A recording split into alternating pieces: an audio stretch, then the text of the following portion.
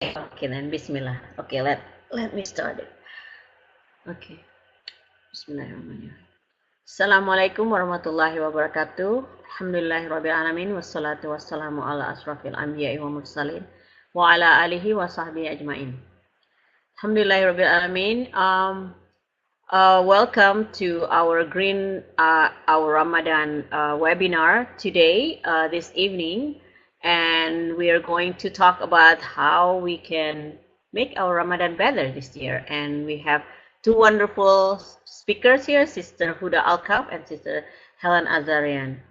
So, first of all, I would like to introduce why we have this webinar today.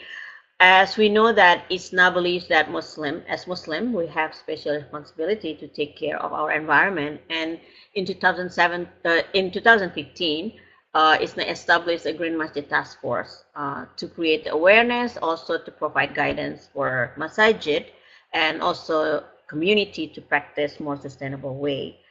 And we started our Green Ramadan that year in May 2015 with the launch of the campaign nationally. And we have a wonderful task force members chaired by Dr. Masrur Sah, and also with the member Sister Uzma Mirza, Brother Safik Katovic, Dr. Isan Bahbi, Sister Huda Alkaf, and myself, Nana Firman. And we've done like some incredible work.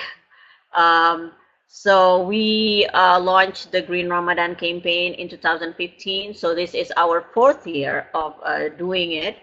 And about 90 masjid plus, I think like more than 90 masjid already participated in the last 3 years. And we have some international participants as well from the Caribbean.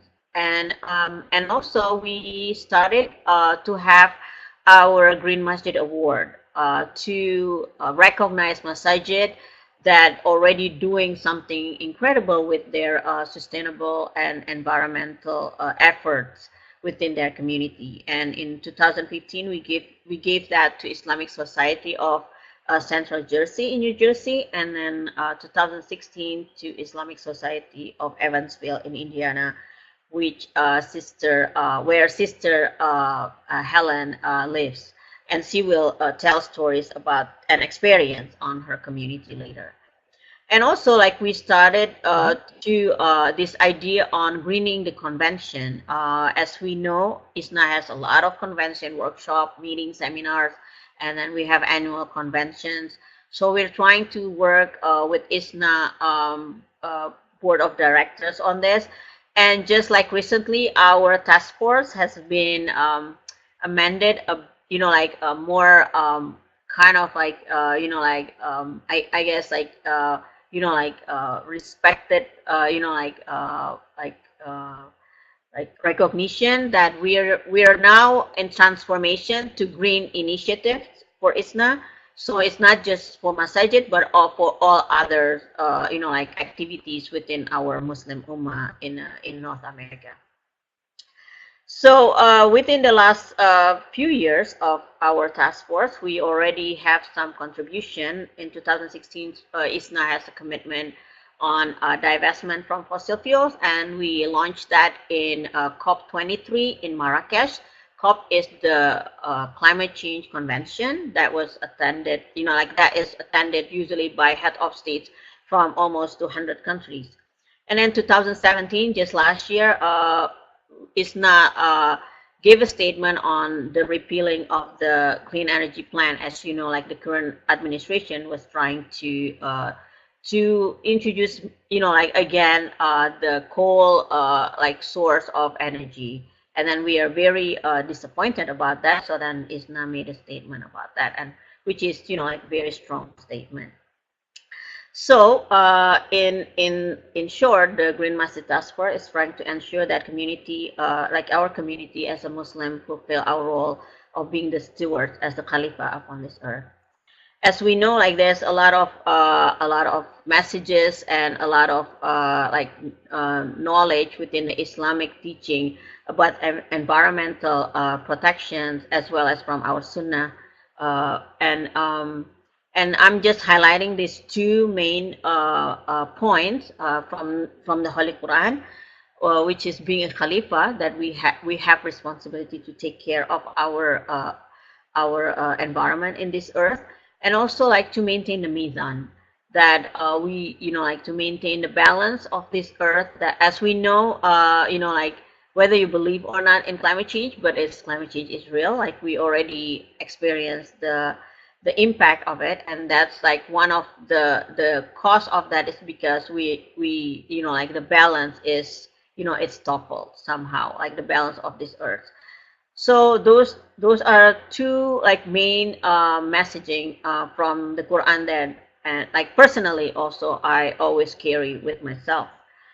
So with I think within 2 weeks we're going to welcome our like our very like sacred month, like our honor guest, the month of Ramadan, and like Muslims around the world will be embracing this, and like do like fasting, and like doing tarawih at night, and like also like having iftars, and also like sharing with the the needy and the poor.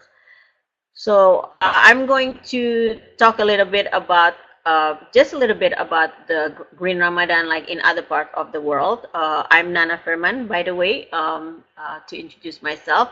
I'm also the co-founder of a Global Muslim Climate Network, where we included the Green Ramadan campaign in our global network in 2016.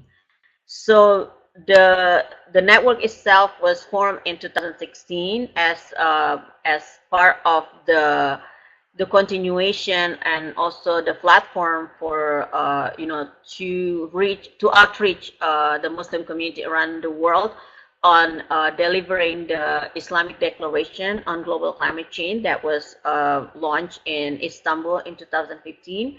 And these are some of the like example of Green Ramadan practice in different part of the world. For example, there's one in Bahrain a couple of years ago, like a group of sisters actually had this amazing like Green Ramadan guide. They formed that, and also like like in Indonesia there's like Green Iftar, and they're trying to like reduce the plastic use for iftar.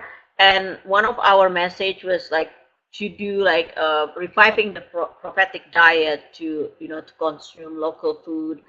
And this coming Ramadan, our network in the UK is going to do like free plastic iftar. So we are very excited about that.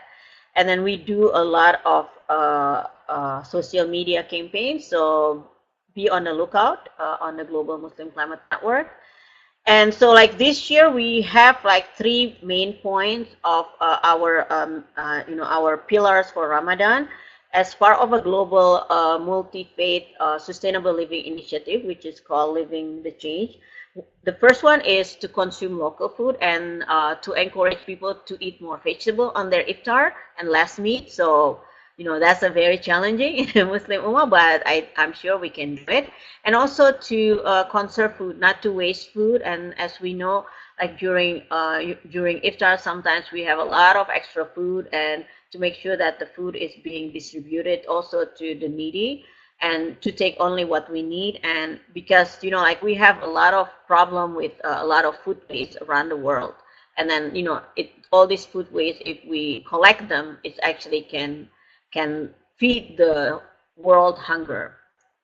And the second one is to conserve energy, like do efficiency on our energy use, not to waste our energy, to unplug if we don't use it, and then also switch off if we don't use any, like any of our gadget or our, appliances. Because the Prophet also said, like to conserve like energy. In the hadith, he said to turn off the lamps before you go to sleep. So and especially for people in the United States, we constitute only 5% of the world's population, but we consume almost 25% of our energy. And try to also explore if you can learn about like the possibility to install renewable energy solar panel, for example, in your homes. find out, different ways to do that. There's a lot of, like scheme right now, like, available, and also like models that you can actually explore that on the internet is available out there. Check with your local authority.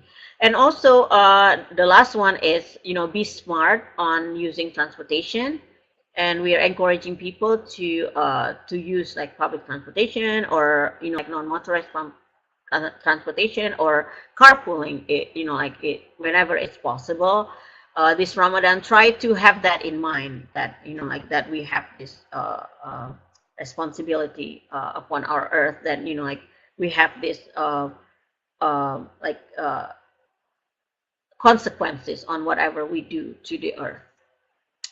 So, moving back to the Green Masjid Task Force and the Green Ramadan initiative in the United States, we in the ISNA Green Masjid Task Force has been developing this these different points and different like steps for to practice our Green Ramadan. For example, we like trying to conserve our food and water, like I mentioned, also in the global like Green Ramadan, that not to take too much food, or like take like whatever we could, because like in the hadith is like we there's a famous hadith about having our stomach like 1/3 of for food, 1/3 for water, and 1/3 for air, so not to kind of like kind of gobbled in when you do your iftar, and then like you ended up wasting it.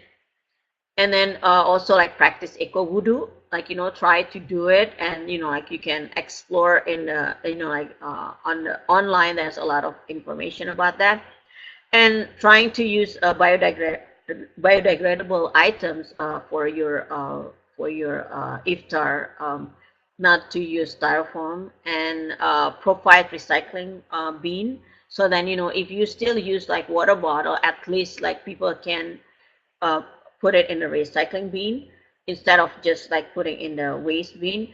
And but we encourage people to bring their own like water bottle, so then and then encouraging masjid to actually install the water fountain instead of buying water bottle. And of course, like like another thing is like energy efficiency, like trying to not to waste energy, and and also like trying to explore if there is a possibility to talk about renewable energy within your mosque and your community. And last but not least, we encourage like our imam, our suyukh, to give green khutbah, green lecture during Ramadan. We have Tarawih every night, at least like if we can have it like about green messages, about protecting the earth from the Islamic teaching once a week, or once in the khutbah within the month of Ramadan, that would be great. And remember that this Ramadan is also going to fall on the 5th of June, which is the International Environmental Day. So I would encourage like our suyukh and our imam to give that message to remind our community about our responsibility to care for this earth. So enough from my side. Everybody wants to hear like, how can we make this Ramadan better? How can we green our Ramadan? And can we learn that from the prophetic sunnah?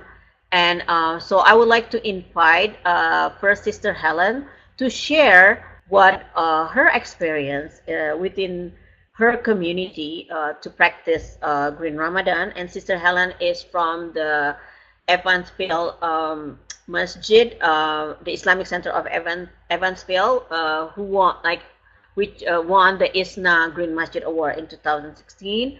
And she's very active in the masjid to encourage this, like environmental health, and also, like the force behind the Green Ramadan within the Evansville Masjid. So, Sister Helen, please take it away.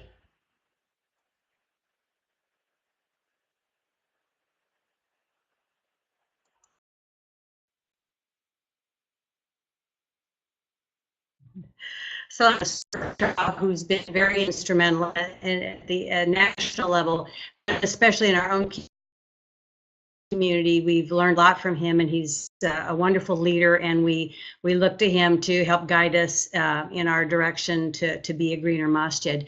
So again, the Islamic Society of Evansville is in Evansville, Indiana.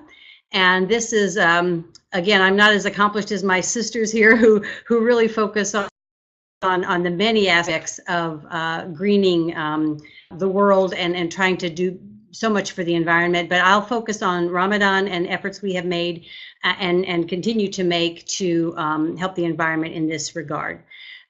So with that, again, the Islamic Society of Evansville, that's our web address. If you take a look at our website, that's our masjid, very proud of it, located in Southwestern Indiana, and the current building was dedicated in 2009.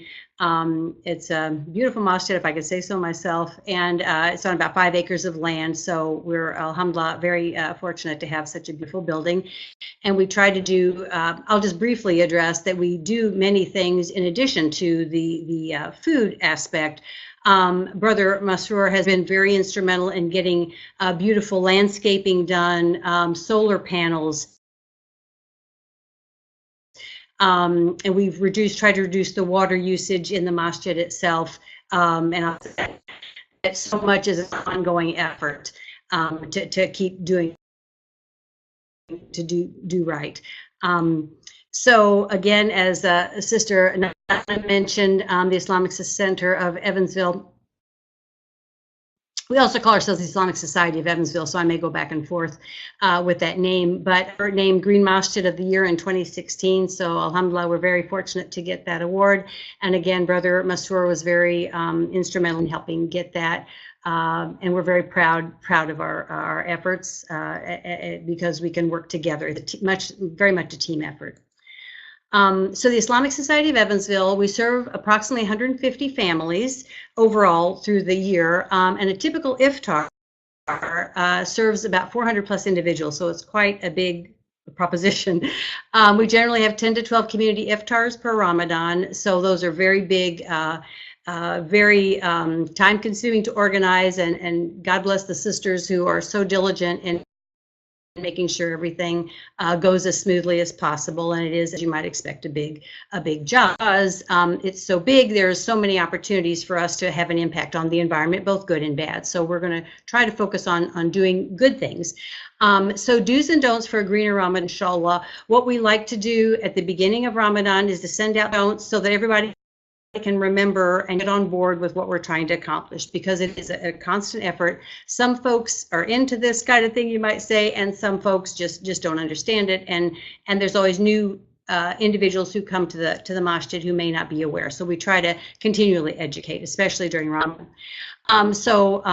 As a Brother Shah is, reuse, recycle, and rethink. So it's very important to reduce the amount of what we use, to reuse what we can, to recycle what we can, and to rethink our processes and how we do things. Just because we've always done it one way, it may not be the best. So we need to be open to rethinking things and doing them correctly and in a better way for the environment. And I like to think of a saying that came about during the Great Depression in the United States in the 1930s, when everything was very scarce. People like to use the saying, use it up, wear it out, make it or do without. So they were very much into not wasting. So that's kind of an idea I like to carry forward as well. So some of our do's for a greener Ramadan, we try to get everyone to remember that we are trying to cut down on single-use disposable items. And this would include single-use plastic water bottles, as was mentioned, plastic coffee stirrers. And although we don't really use straws at the masjid, that's another source of a lot of pollution, is plastic straws. And any type of styrofoam, cups, takeout containers, plates, anything that's styrofoam, we definitely try to avoid. So our option is to, whenever possible, to bring reusable plates, water containers, utensils, dishes for leftovers that you can bring from home. And if you bring these, bring them like in a bag or something, maybe a plastic bag even, which you will reuse for taking out trash or something else later. You'll reuse that plastic bag as well. Bring your items to the masjid for your iftar, for your family, and then put iftar, inshallah. Of course, not everybody's going to remember to do this, and you have to be prepared for so many individuals. So we always do have paper plates, of course, but we steer to the paper and not the styrofoam. If we do end up with some plastic plates, we try to use those, and we have even actually had a brigade of women washing and sanitizing the plastic. It didn't go over so well because many women thought, why are we doing this? They were trying to be very thought-worthy of the environment, and we're trying to reuse them. So that didn't go over quite as well, but it was an option, and so we do have to rely on the paper plates and the plastic utensils, which I'll get into in a moment here, as far as what to do with them, because you definitely want to throw away the trash, obviously. So your soiled paper plates and napkins, we still use paper napkins, put them in the proper containers. And we have black containers for the trash, a clue as to the difference. So if you're not paying attention, you may not notice that, but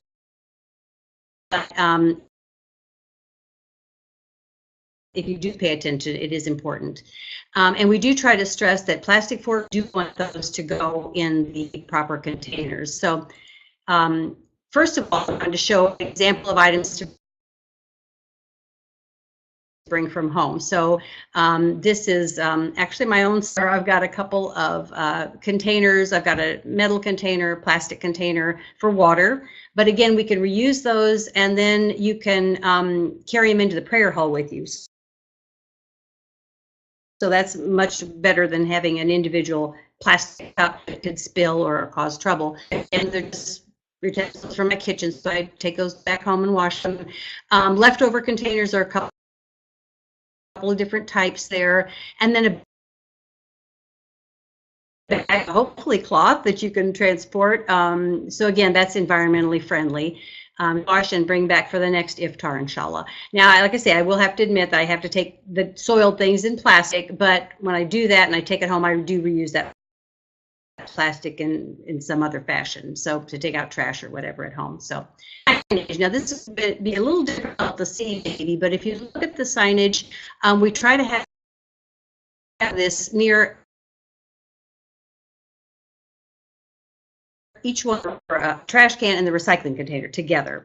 But if you'll notice, if you can see in the upper right corner, the blue container actually has a lid, and that's where we put the plastic that we can recycle, such as those cups and the utensils. And it does have a lid, and it has a cutout portion so that hopefully the person will stop and say, oh wait, there's a lid on this, so it says please place plastic here. So the idea is that the person would realize that this isn't your regular trash container.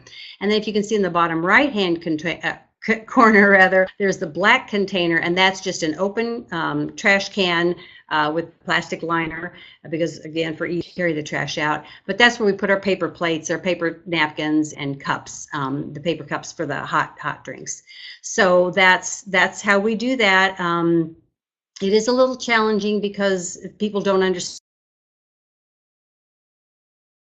or if they're new to the masjid, if they're a guest, they may not be aware. So that's part of the challenge ahead now. So then again, more duties for greener Ramadan. You're responsible for your own. Masjid is not a restaurant with designated wait staff to clean up after us. So if everyone can at least pick up after their own family, the workload will be lighter for everyone. Share our green philosophy with any guests you might bring so that they are aware of our priorities. Because if they know coming into it how we view things, it's easier for them to follow the rules, and it's just easier for everyone. And it's awkward to tell someone who's a guest after the fact that things didn't go exactly the way we wanted, or we try to recycle or whatever. So they can know ahead of time. Again, that's an example of reminding people on a regular basis. So we want to be kind in instructing others at the proper way to be green. We all make mistakes and forget the right thing to do from time to time. We've even been known to put our gloves on and dig through the trash a little bit to pick up some of the extra, that we can see that are sitting right there, some of the plastic forks and spoons or the cup. If it's something sitting there and easy to get to, I mean, we've been known to kind of go through and clean it up. But every little bit we do helps in the long run, so don't give up. It does take practice, it does take commitment, but regular efforts become easier as we go along. And then we earlier, like, how do you get people on board with this? It's very good to get the children involved. Sometimes they're the ones who can see most into the future and aren't set in their ways and are excited to do something fun, and they're the ones who can reinforce your plan, and sometimes they have a lot of fun keeping the adults in line and reminding us what we're supposed to be doing if we lapse a little bit. But we try to do it kind of. The biggest one is don't waste water, and I'm not even going to get into the wudu issue, strictly about what we drink. And so there's variations. Instead of having the plastic water bottles, so we would say write your name on a cup. So what we typically do at our tables, we have we do put, aren't going to remember to do this, to be real frank. So we have cups at the table and magic markers or permanent markers, and we would have everybody write their name on their cup so that they continue using the same cup throughout the evening. Our option is to bring your own drink container from home. Again, write your name on it somewhere so it's easily identified. But in the meantime, if you have to use one of those cups, at least write your name on that cup and then use that cup the entire night. The prayer hall, and we only allow water in closed containers in the prayer hall, but that is handy to have right there with you during Taraweeh or what have you. So again, we remind people not to throw away the plastic forks, knives, spoons, or any of those cups, and put them in the proper waste or the recycling container. And then to please not throw away food. This has always been something we try to emphasize, but we try to give people more options and emphasize it even more. The next iftar, or just, to give to people that we know who are in need, if we can take that food home in our leftover containers, then we can, what we do try to do is give it to the shelters, the homeless shelters. But that takes a little more coordination, and you do have to have, that gets a little trickier, but that is another option if you have a big amount that you don't want to waste, to take it to shelters, to the homeless shelters in your area. In fact, we have several in our community, and they always, if we give leftovers or food to those folks. And this, again, to get back to the water container. So our alternative to a single-use water bottle is this water cooler. We have started, and again, people, if they're sitting at the table, if they didn't bring their own container, typically what I do is fill it up from, I like the water from the water fountain, quite frankly. I think it's nice and cold, and it's filtered, and it tastes good to me. So I will fill up our water cooler. And again, another, as I mentioned, the individuals use the same cup throughout the evening. Markers are provided at each table. But another option, and we've done this, is take gallon water jugs. It's some plastic, but it's much less plastic than going through those water bottles. The other problem with a water bottle is sometimes people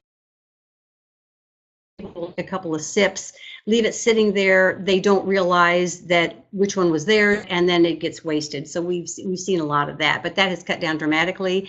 Thankfully, alhamdulillah, it's cut back tremendously, and we don't have. In fact, we tried to be sure that no single-use water bottles come into the masjid. I don't know, but at least if that's the case, at least you can take and recycle the plastic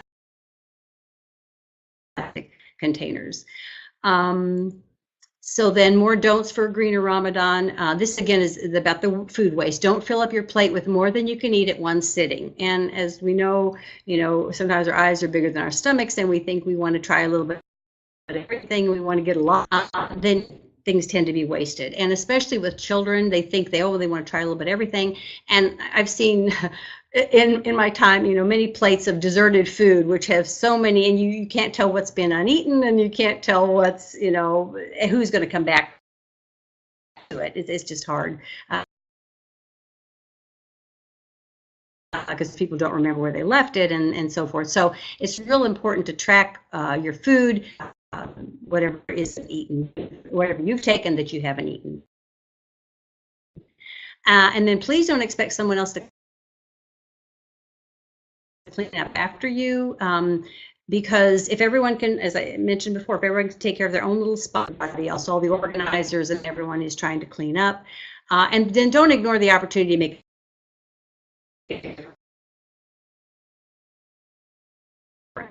even if it's something small, even if you think, oh, this doesn't matter, what's another landfill, just stays there. It takes forever for things to degrade. Even the degradable stuff takes forever to degrade. And the stuff that's the plastics and the styrofoam, it just never almost never happens. I don't know, maybe in several lifetimes way into the future, inshallah. The best practices, again, designate individuals who can be stationed at the trash recycling containers to remind people gently to place items in the appropriate receptacle. So make these individuals easy to spot with a colorful vest, badge, or other marker. And we have done this in the past. We've had little badges and little name tags and so forth.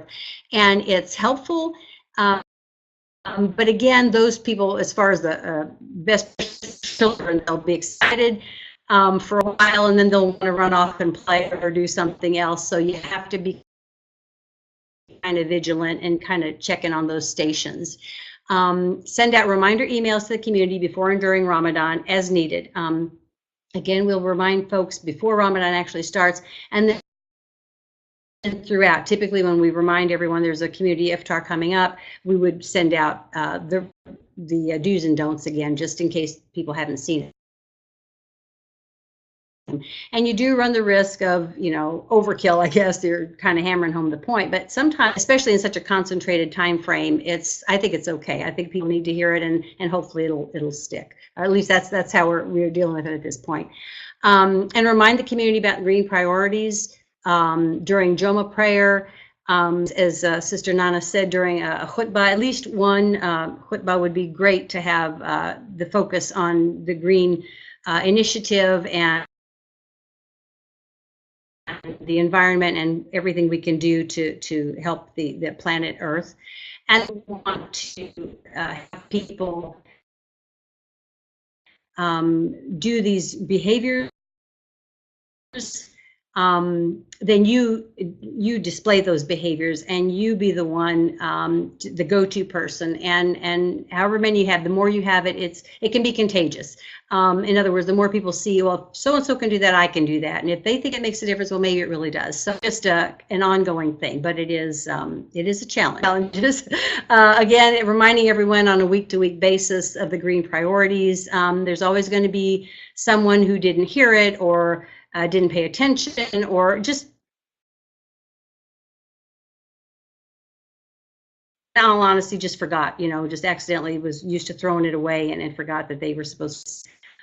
We try to, approach frank and open with our own community members so that they can, let their guests know, this is how this masjid, this is how we do things, and so hopefully they can follow along and see the merit and the benefit in what we're doing. And then another challenge is continuing the focus after Ramadan at other masjid events, at community Eid dinners after Ramadan, and oh gosh, picnics and community dinners, as I mentioned, and just any kind of event where you have food and where you have just a lot of people and trying to enforce. It's a constant challenge. And then remembering to make personal changes during the rest of the year. Again, it's easy to slip into, oh, one little thing's not going to matter, it's not going to make a difference, why should I bother? But really it does make a difference, and it really is important. And the more of us that can help is just makes sense in the long run. So it's for everyone's health, it's for everyone's benefit, and the planet Earth as well. So I thank you for your attention, and hopefully, inshallah, if you have any questions, I'll be happy to answer them a little bit later. So thank you. Thank you, Sister Helen, and that was wonderful. I'm sure like everybody can take a lesson And from next that is and Huda. right.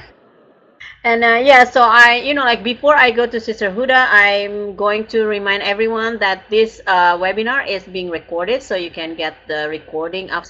And then also, if you have any question, please type in on the chat box. Like we are going to have a Q&A afterwards. So our next speaker is Sister Huda, who's going to share her, her experience in Wisconsin. She's the founder and director of Wisconsin Green Muslim.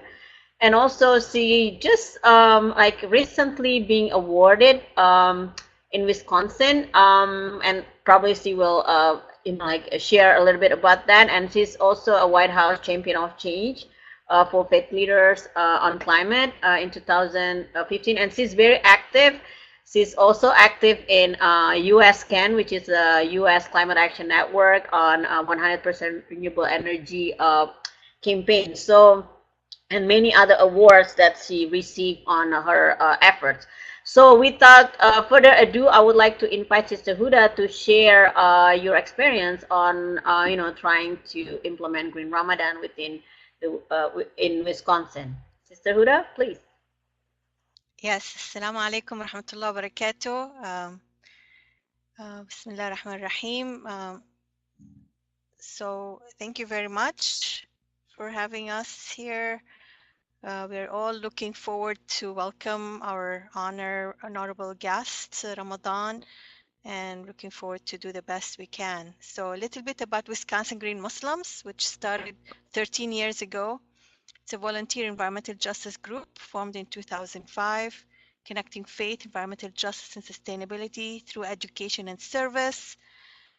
And this is our website, and we are on Twitter and Facebook. So what we do is we connect the messages in the Quran, the teachings in the Hadith, the Prophet Muhammad sallallahu alaihi wasallam, and combine with science. I'm a scientist, I'm an ecologist. So we combine these teachings, and we do education and service projects for all ages. So the Prophet Muhammad, peace be upon him, is reported to have said, if doomsday is about to take place, well, any one of you has a tree sapling in your hand, which you can cultivate, then cultivate it, for you will be rewarded. So this is our active hope message that we carry forward as we do or meet any challenges. We always remember the tree sapling and the obligation, responsibility to cultivate it to the best of our ability.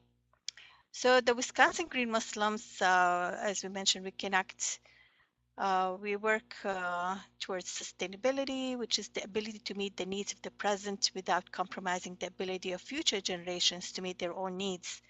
And since we are an environmental justice group, so we follow the basic principles of environmental justice, which we ensure public involvement of low-income and minority groups in decision-making, prevent disproportionately high and adverse impacts of decisions on low-income and minority groups, and to assure low-income and minority groups receive proportionate share of benefits. And so we work for the Muslim community, but also all other minority groups as well.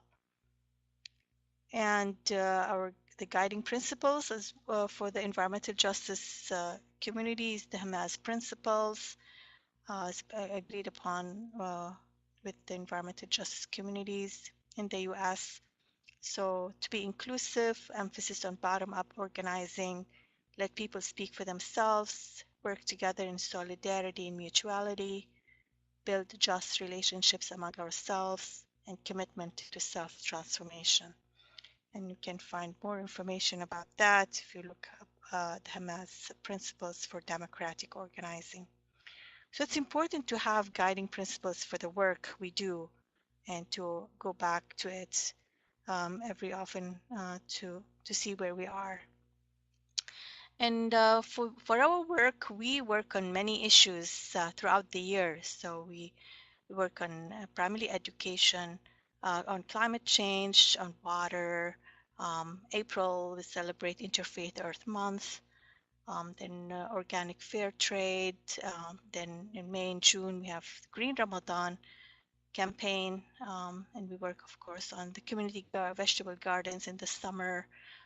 Peace in September, Interfaith Energy Awareness Month in October, Recycling and Waste Reduction in November, Environmental Justice in December, as well as Transportation Justice. Um, so these are how the model that we follow in Wisconsin. Like we designate a theme for each month, and we work on it in a friendly competition with different masajid, Islamic centers, schools, primarily education and activities, and then we focus more in Green Ramadan, where we make the best performance there of all what we did throughout the year. So Green Ramadan, we have in our website, we have a daily calendar. So it's not a monthly calendar, it's now a daily calendar. So every day of the month, we encourage the community to work on an action item so that we can collectively see what impact we do. So it's just some examples of what's been done throughout the um, throughout the month. So like find the most environmentally friendly way you can to get to the masjid today. Um, turn the water off when you're not in use, perform wudu. We already talked about that. Read the Quran. There are more than 1,500 verses related to the environment or nature. Learn the environmental messages in the hadith. Uh, and so on and so forth. So there's several messages and we work on them. And what we do, like every day, we also use social media to remind and our emails to remind people of the message of today. So so we have those messages, visual messages to remind people that this is the message for today or the action item for today. So like think prayerfully about how we are using up our resources at an unsustainable rate. So pray for a sustainable earth for all.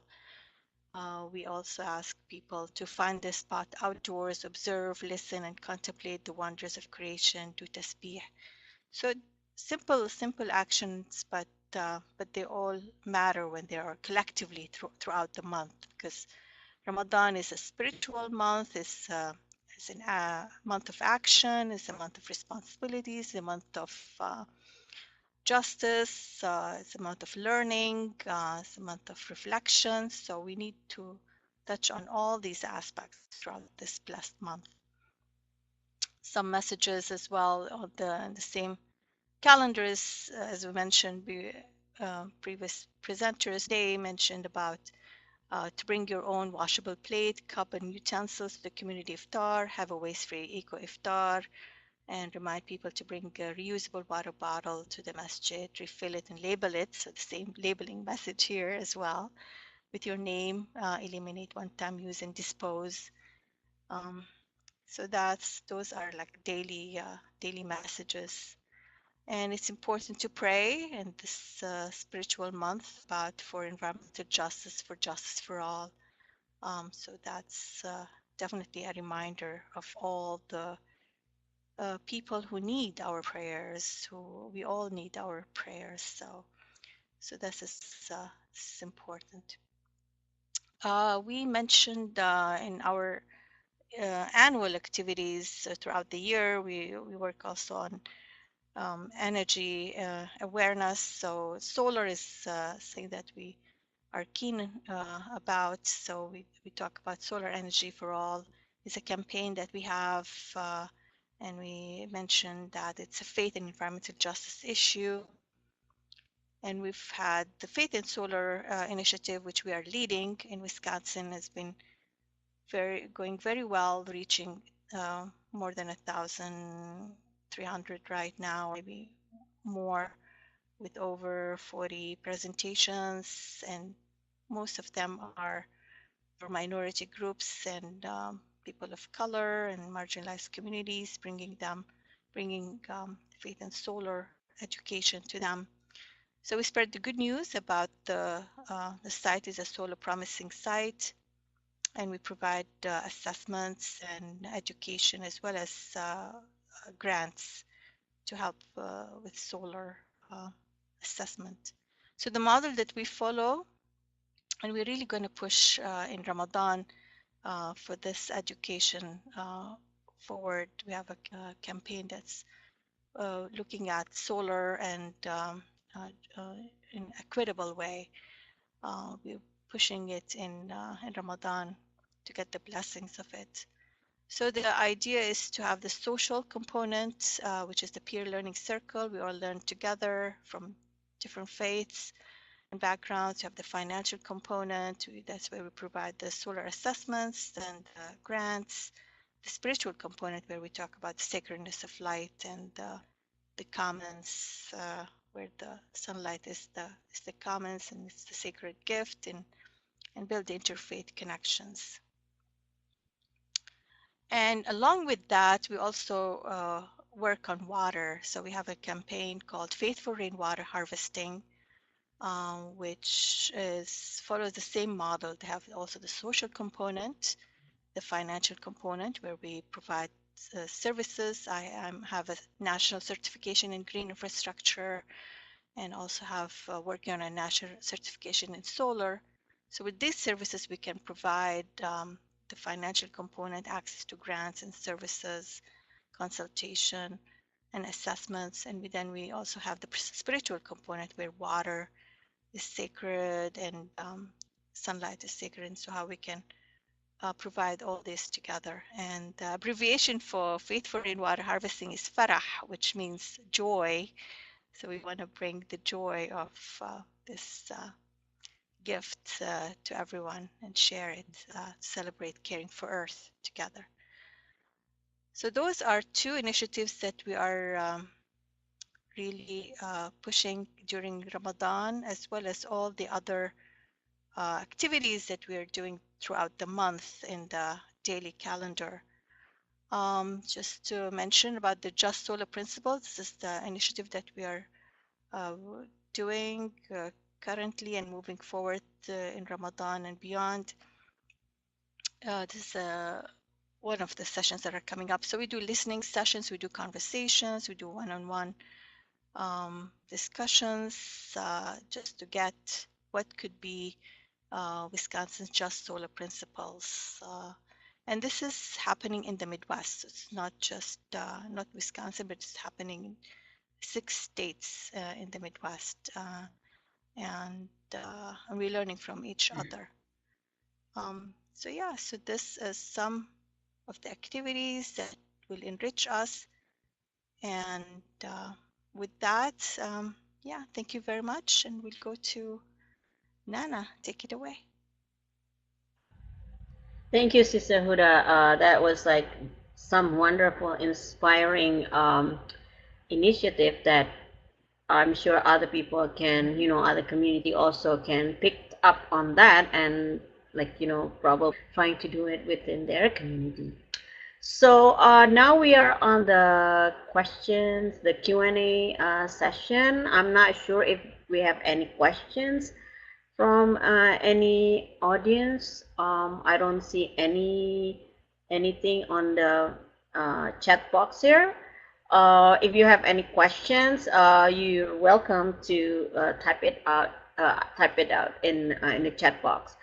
But while we're waiting for anyone who probably have questions, I have questions. To first to Sister Helen. I saw in your presentation that you have green ambassadors. That was like so wonderful. Like I always every masjid has green ambassadors. So maybe you can give a brief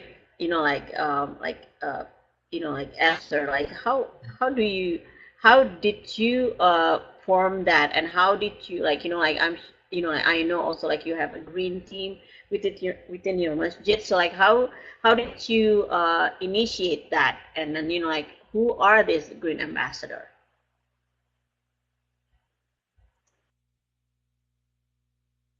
Mhm.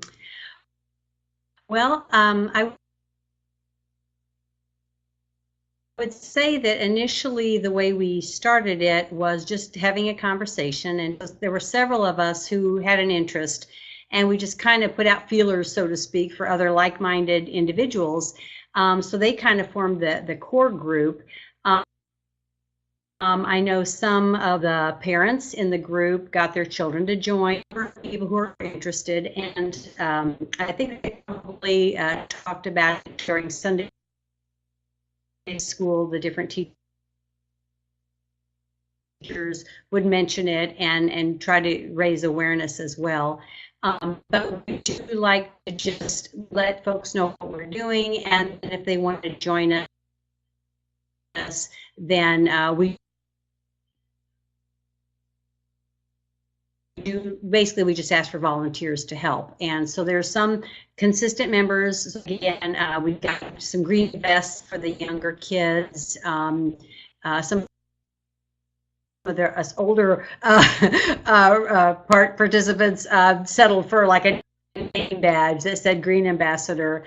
And so we just are the ones that take the responsibility for ensuring that that we have people cooperating or participating with our principles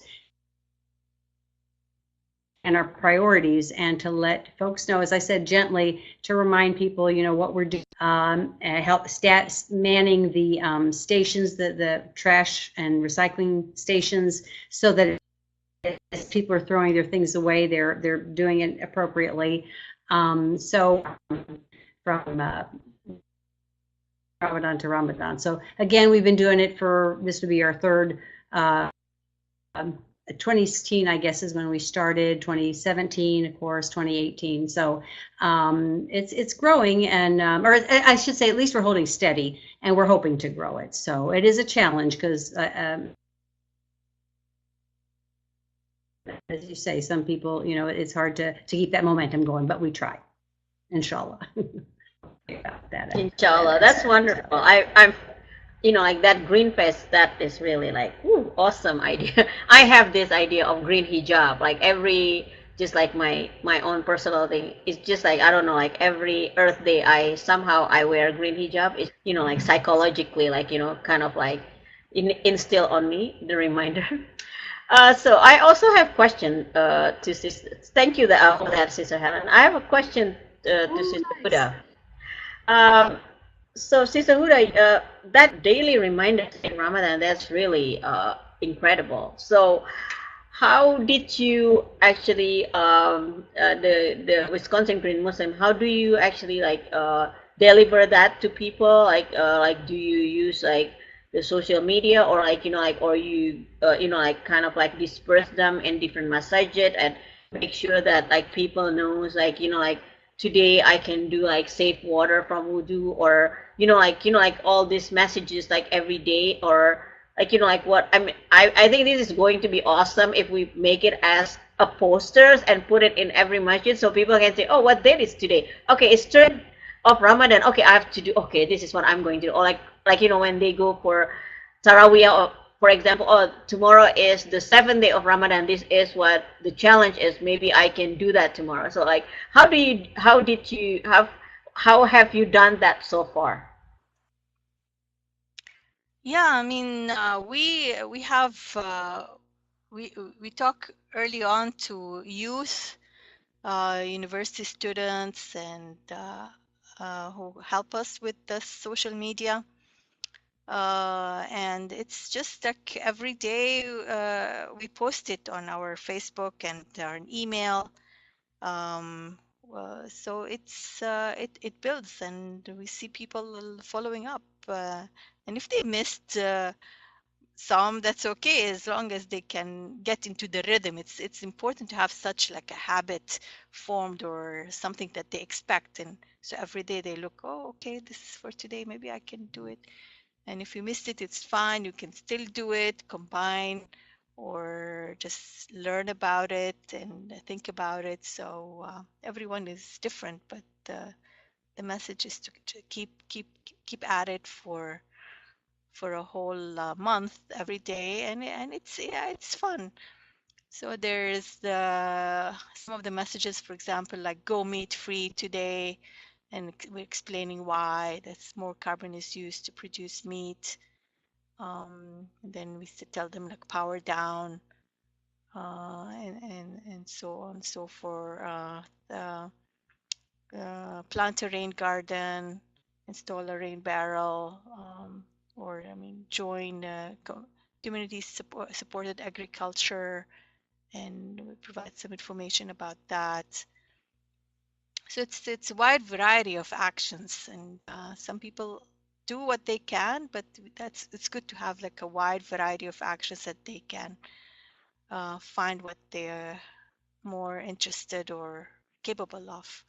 And this is based on our experience throughout the year. We found that throughout the year we have different themes, and each month we have a different population that's engaged in that theme. So it's not everyone will be doing everything, but it's good to have this opportunities, diverse opportunities, so you can connect with diverse audience. Yeah. And I like at the end when we remind them about shop responsibly, reduce one-time use of gift wrapping, and then remind them as well at the end is to pray outside. That's a sunnah. And we try to do the Salatul Eid outside as a community, of course, when the weather is helping. So pray outside, touch the grass, smell the earth, rain or shine. Praise the Creator. So these messages, I like the spiritual aspect of it to come into play. That it enriches the conversation. Thank you for that note. Actually, like especially praying outside, I think that's really powerful. Like we experience differently when we pray outside, when like like we are very close to nature, and we really have that connection, and like with other creation of Allah. So I think like we have like 3 minutes left, and I have like some closing reminder to the like to the audience. But before that, I would like to ask like what is your hope? Just like 2 sentences from each of you. What is of your hope for this coming Ramadan? Like like encouragement to other communities also that this is doable. Green Ramadan is doable. Let's do it. So like what maybe you can share like 2-3 sentences from each of you. Sister Huda, I would like to invite you first. Yeah, we would like to have, I mean, it's an opportunity to connect with the community. Everyone is coming together. So whatever they can take and reflect, that's a win, in my opinion. So it's this is the time to be the best we can. So so let's do it. Yeah. Helen?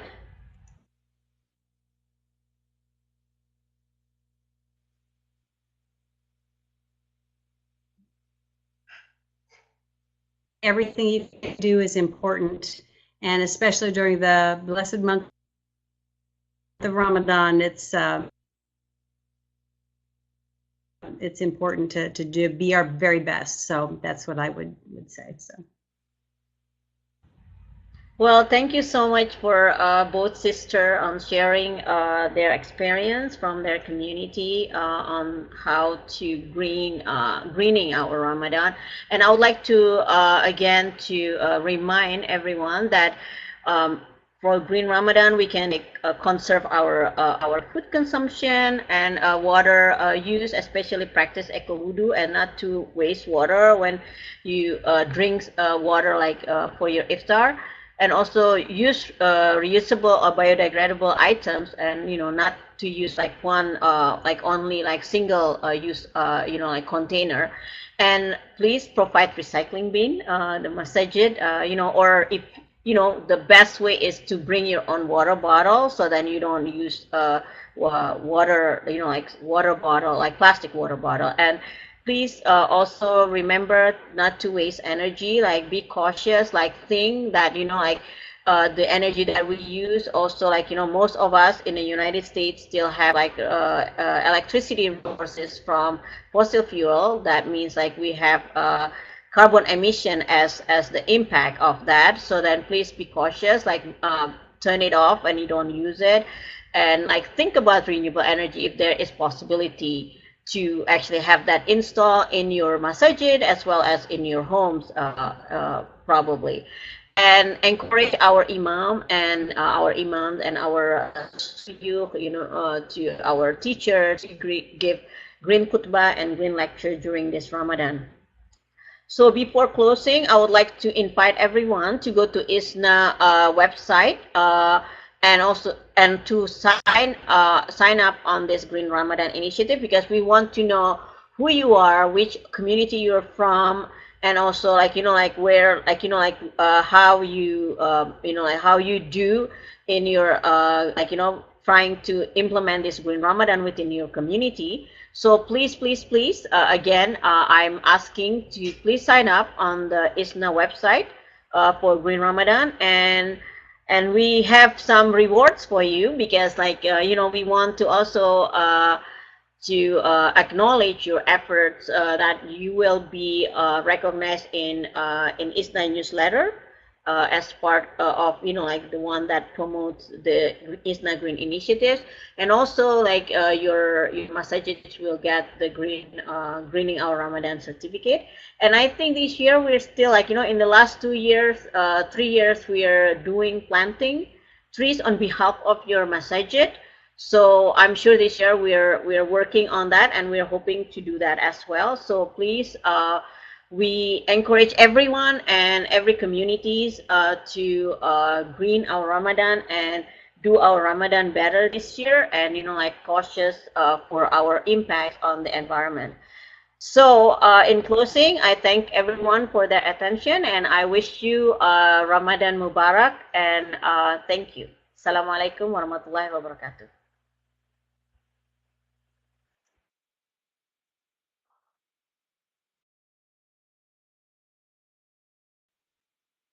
Muslim.